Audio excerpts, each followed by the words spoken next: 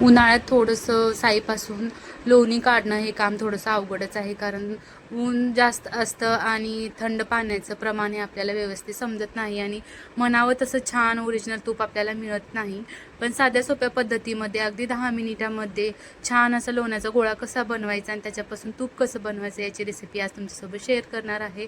अगदी कुठलंही मिक्सरचा किंवा रवीचा वापर न करता एका चमच्याचा वापर करून छान अशी घट्ट मस्त लोण्याचा गोळा कसा तयार करायचा ते तुम्हाला आज मी सांगणार आहे.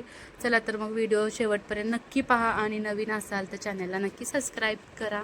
आता वेळ न दवडता तुम्हाला संपूर्ण रेसिपी चला तर मग ही आठवडाभर साठवलेली साय आहे आणि थंडगार बर्फाचं पाणी आहे आणि ही साय जी आहे आपल्याला लगेच फ्रीजमधून काढून लगेच त्याचं तूप बनवायला घ्यायचं आहे. अगदी कडक अशी साय आपल्याला पाहिजे तूप बनवण्यासाठी, लोणी काढण्यासाठी.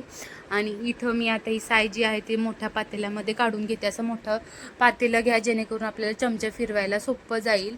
जर रवीचा वगैरे वापर केला तर ते होणार नाही. असा आपल्याला गोल जो भाजीचा चमचा असतो आपल्याला तोच इथं वापरायचा आहे.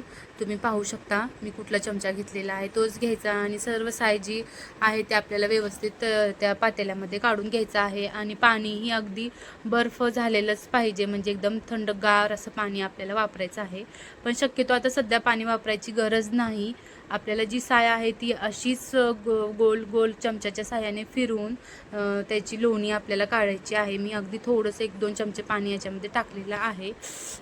चला तर मग आता आपण पटकन याला फिरवून घेऊया. जोपर्यंत हे थंड साय आहे अगदी बर्फासारखी तोपर्यंतच आपल्याला ते मिक्स करून घ्यायचं आहे. आणि तुम्हाला विश्वास बसणार नाही, थोड्या वेळातच हे साय एकदम म्हणजे क्रीमी टेक्स्चर येईल त्याचा आणि लगेचच जे आपलं एक्स्ट्राचं ते दूध वगैरे जे असतं ते साईडला होतं आणि छान असा लोण्याचा गोळा जो आहे तो आपल्याला मिळतो लगेचच. फक्त थोडंसं एका डायरेक्शनमध्ये आपल्याला छान असं हे फिरवून घ्यायचं आहे.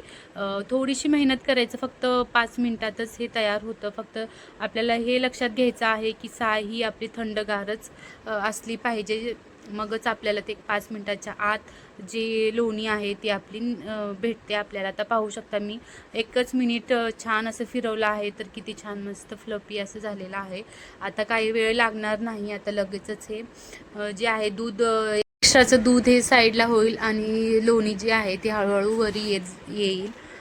एकाच डायरेक्शनमध्ये आपल्याला गोल गोल गोल आपण असं जर फिरवत राहिलो की छान असं दूध एका साईडला होईल आणि जी लोणी आहे ती वरती आलेली आपल्याला दिसून येईल. पाहू शकता अगदी काही 5 मिनिटाच्या आतच लगेचच लोणी तयार झालेली आहे. एकदम रवाळ अशी घट्ट, तेही या एवढ्या उन्हामध्ये अशी छान लोणी इकडे तयार झालेली आहे.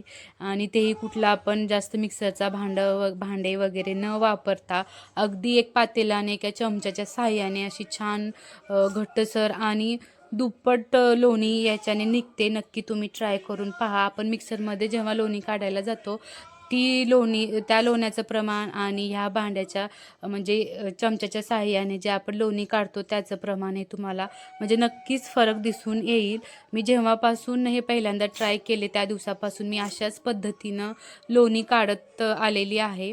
म्हणूनच तुमच्यासोबत हा व्हिडिओ शेअर केलेला आहे. तर आता गार जे पाणी आहे ते आपल्याला ह्या लोण्यामध्ये टाकायचं आहे आणि छान असा घट्ट लोण्याचा गोळा आपल्याला काढून घ्यायचा आहे. आणि पाहू शकता मस्त गार पाणी टाकल्यानंतर छान अशी लोणी जी आहे ती घट्ट व्हायला तयार होते आणि मस्त गोल असा छान लोण्याचा गोळा आपल्याला भेटतो. आता तो आपल्याला कढवूनही घ्यायचा आहे.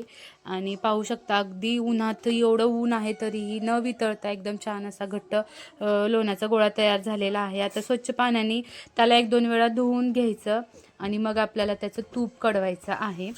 आता मी पाण्याने त्याला धुवून घेते 1-2 वेळा स्वच्छ पाण्याने. पाणीही थंडच असायला पाहिजे. इथं आता गॅस ऑन करून गॅसवर लगेच ठेवून द्यायचं त्याला, म्हणजे जर गडबड असेल तर नंतर पण. आता लगेचच लोणी बनवायची आणि लगेच कढवायला घ्यायचं. याच्याने तूप तूपही टेस्टी होतं आणि छान मस्त खमंगही तुपाचा वास येतो.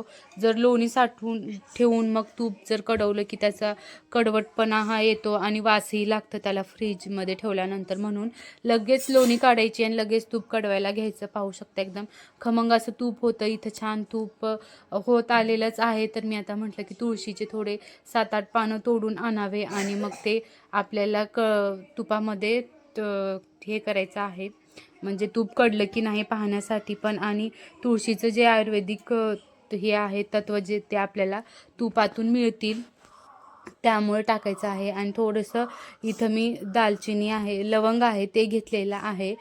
विलायची पण आपण टाकू शकतो, विलायचीमुळेही छान स्वाद येतो. आणि मस्त असं हे टाकल्यानंतर लगेच आपल्याला कडकड असा आवाज येतो. तुळशीचे पाने मी स्वच्छ धुवून घेतलेले आहेत आणि ते टाकायचं. तुळशीचं पान टाकल्यानंतर तूप कडलं की नाही हे आपल्याला लगेच लक्षात येतं आणि छान असा तुपाचा कलर आलेला आहे. तर आता इथं आपलं तूप कडलेलं आहे असं समजून घ्यायचं आणि गॅस बंद करून त्याला पूर्णपणे थंड होऊ द्यायचं. आणि मगच आपण ज्या एअर डब्यामध्ये स्टीलचा असो किंवा काचेचा असो त्याच्यामध्ये आपल्याला ते भरून ठेवायचं आहे. आता इकडे गॅस मी बंद केलेला आहे आणि तूप मी 1-2 तासासाठी थंड होऊ देणार आहे. पूर्णपणे गार झाल्यानंतर आता मी ते भरणीत भरून ठेवते आणि मस्त खमंग असं गाईचं तूप, साजूक तूप इकडे तयार झालेलं आहे. तर चला तर मग ही सोपी साधी ट्रिक वापरून तुम्हीही नक्की या उन्हाळ्यामध्ये 5 ते 10 मिनिटाच्या आत तूप लोणी काढा आणि छान असं तूप बनवा. तुम्हाला ही रेसिपी कशी वाटली नक्की कमेंट्स करून सांगा. तोपर्यंत बाय.